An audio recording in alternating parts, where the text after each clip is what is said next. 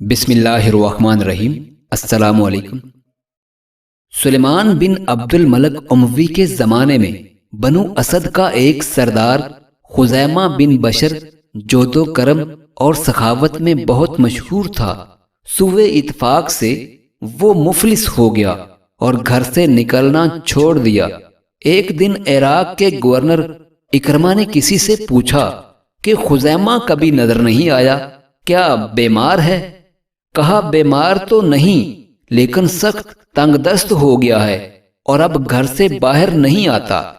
اکرمہ نے بات سنی اور خاموش ہو گیا اور اسی رات ایک تھیلی لے کر اندھیرے میں ایک غلام کے ساتھ گھر سے نکلا۔ خزیمہ نے دروازہ کھولا۔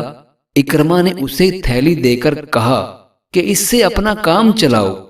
اس نے نام پوچھنے پہ بڑا اصرار کیا، لیکن اکرمہ صرف اتنا کہہ کر چل دیا، مجھے شریف لوگوں کا خادم کہتے ہیں۔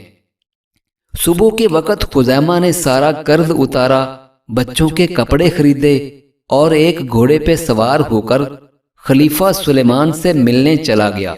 خلیفہ نے پوچھا کہ اتنے دن تم کہاں رہے ہو؟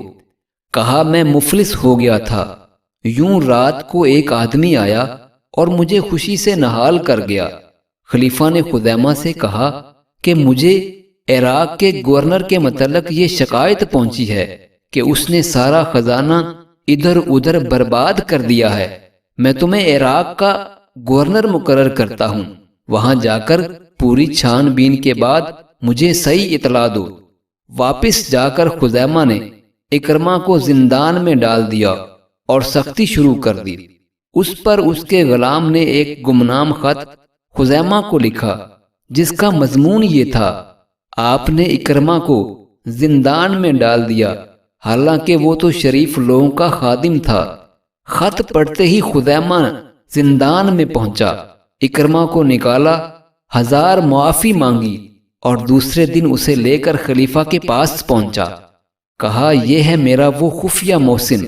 خلیفہ بہت خوش ہوا، دونوں کی تکریم کی اور اکرمہ کو آرمینیا اور آذربائیجان کا گورنر لگا دیا۔